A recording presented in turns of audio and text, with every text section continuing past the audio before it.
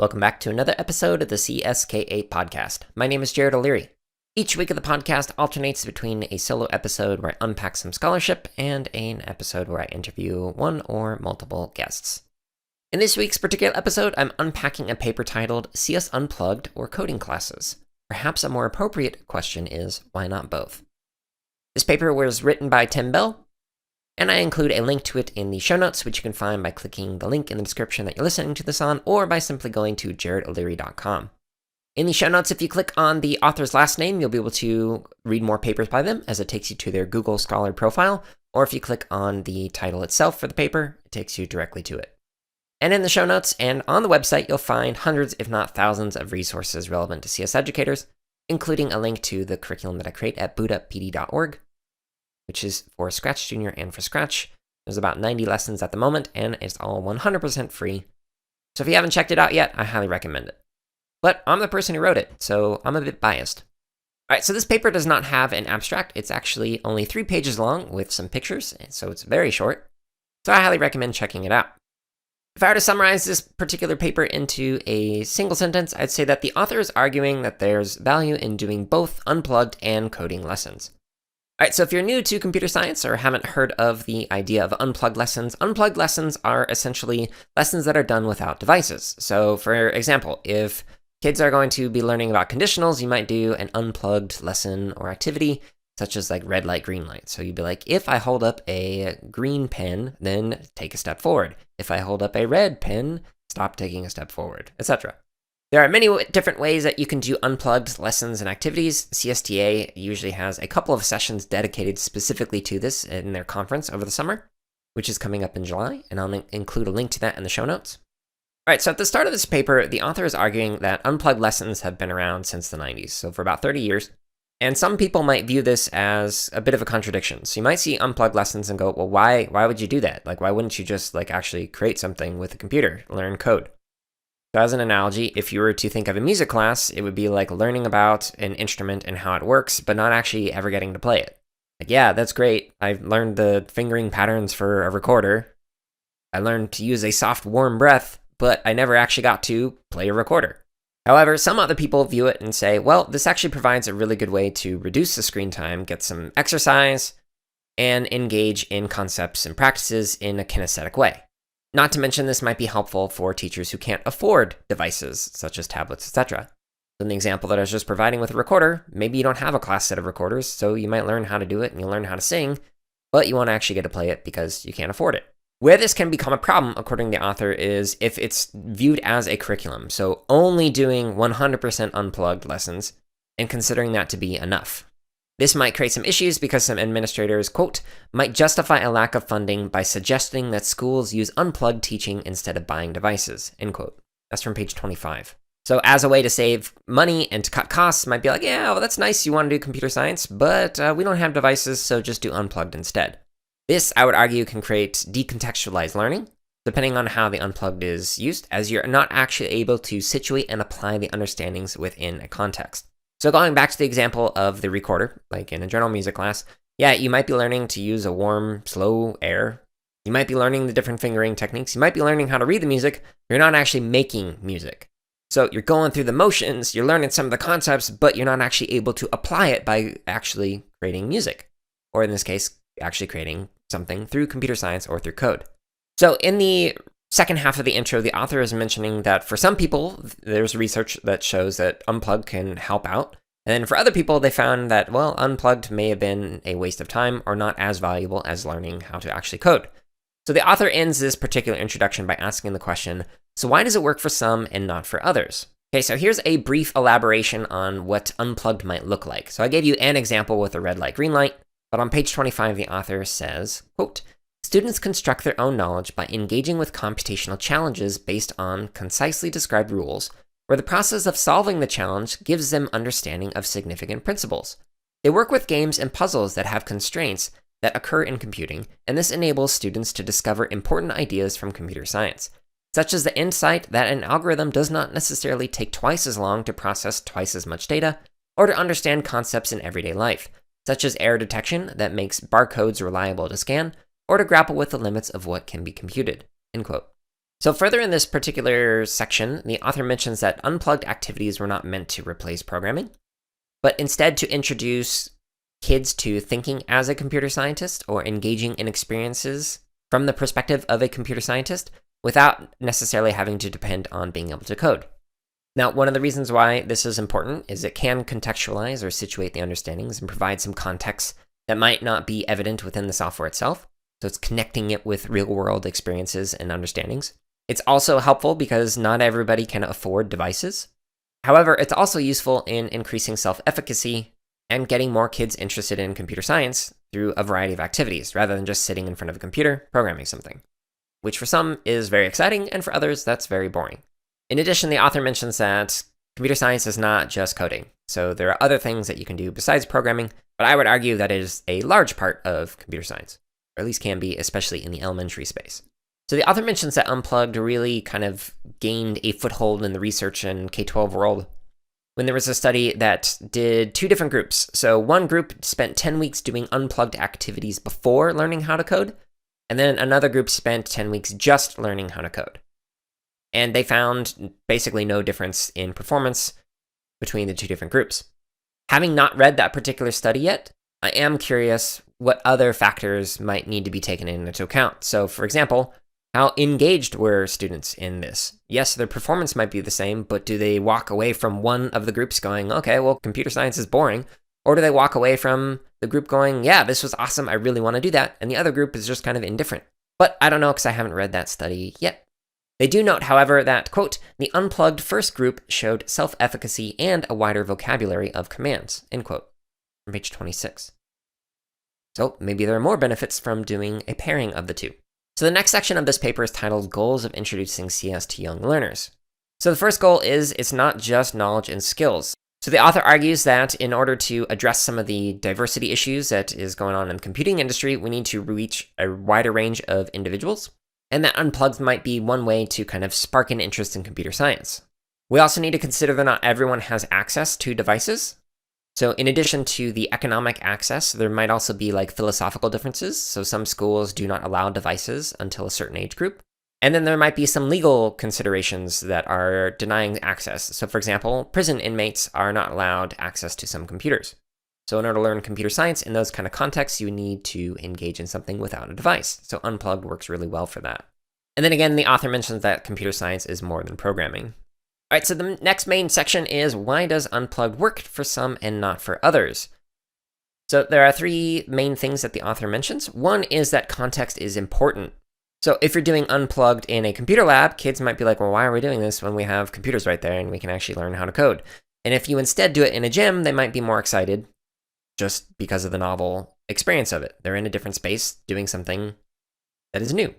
We also need to consider the context in relation to individual learners. So are they actually excited about this? What do they value? What are they expecting to get out of this? So the next thing to consider is that CS Unplugged is not a curriculum, even though it's sometimes treated that way. The author argues that it is instead a pedagogical approach. Quote, indeed, interventions that attempted to use CS Unplugged as a self-contained curriculum instead of weaving it into the existing one have been found to be ineffective, end quote. Now, a question that I have is ineffective at what? Maybe it's ineffective at teaching a concept or practice, but maybe it's super effective at getting kids motivated to continue their learning in computer science. Also, what kind of effect does it have down the road? So if you only did Unplugged in elementary space, let's say, and then a kid gets to middle school, maybe they're super excited to engage in programming with devices, compared to maybe students who were already programming all through middle school using devices. But I don't know, this is me being a devil's advocate, and just expressing that I don't actually know what it was ineffective at, and why. All right, so the last thing is that teachers need support. So CS is constantly updating, there's many new things that teachers need to learn, so Unplugged might be a way that we can help teachers who do not have a background in computer science, or don't have the time necessarily to stay up to date on everything. Providing some Unplugged lessons might be able to help them learn concepts and teach them in an easy and user-friendly way for teachers who are new to computer science. All right, so I'm going to end this particular paper by giving a quote from page 27, which is, quote, when Unplugged was created 30 years ago, it was designed for quite a different context to the curricula now appearing around the world. and yet it has emerged as a useful tool as part of the many approaches available for engaging a variety of students in computer science. A combination of approaches is needed if we wish to engage a diverse range of students, and we must support teachers to adopt an appropriate selection of teaching methods." End quote. All right, so this particular quote kind of leads into my lingering questions or thoughts. So I'm going to share some things that I was thinking of when I read this particular paper. So a question that I have for you, listener, is how do you use Unplugged in your classes? And when do you use it? And when do you not use it? So some things that you might consider, some of the things that I considered when I was determining whether I should or should not use Unplugged in relation to the classes that I was working with, were questions like, okay, so unplugged lessons can be a lot of fun, but does that mean we should use them in place of coding with the device? When should we do that? When should we not do that? Is it to introduce a particular concept or practice? Or is it used to reinforce a concept or practice? Is it when you're trying to introduce something you can't easily do on a device? Or it might take too long to code something or program something, and instead you just want kids to get the main idea but not necessarily know how to recreate that thing? So for me, I personally used it to reinforce an idea. So I situated it within the middle of a project that might use it. But Unplugged was never used for the sake of just doing Unplugged. And I very rarely did it in advance of a concept. It was basically PRN, which means like as needed. So for example, if some kids in the classes that I'm working with were all engaging on different projects in different platforms or languages, and I noticed that they were having an issue with a particular concept, I might introduce an Unplugged lesson that is related to that concept to kind of help out that group of students or an entire class.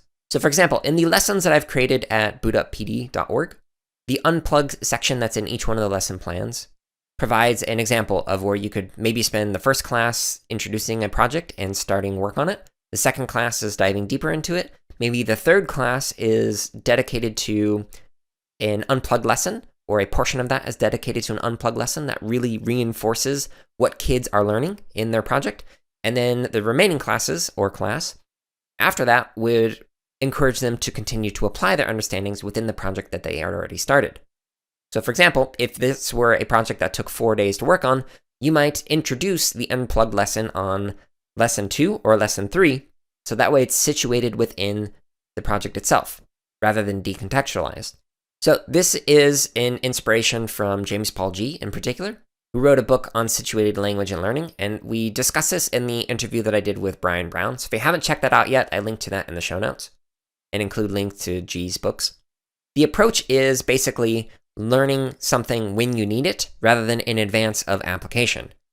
All right, so the way that Gee might describe computational thinking, or at least the way that it's introduced, where it's often positioned before actual application of understanding in a programming platform, is that's kind of like saying, okay, we're going to play this video game, but before you actually play the video game, you're going to read the entire instruction manual. So you're going to learn how to do stuff that you can't do yet, or isn't relevant to you at the moment. Now, that's a bit of an extreme because usually Unplugged focuses on one concept rather than like all of them at once. But the approach that I mentioned earlier with the conditionals, like if I'm holding up a green pen, it's going to mean one thing, and if I hold up a red pen, it means a different thing.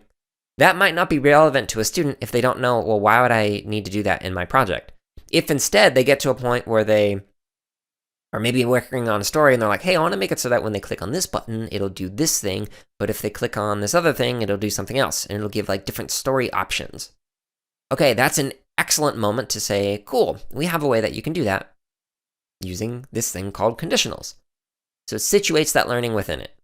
So what I would actually like to see for future research is comparison of not just doing Unplugged before coding and comparing that to a group where they're just coding.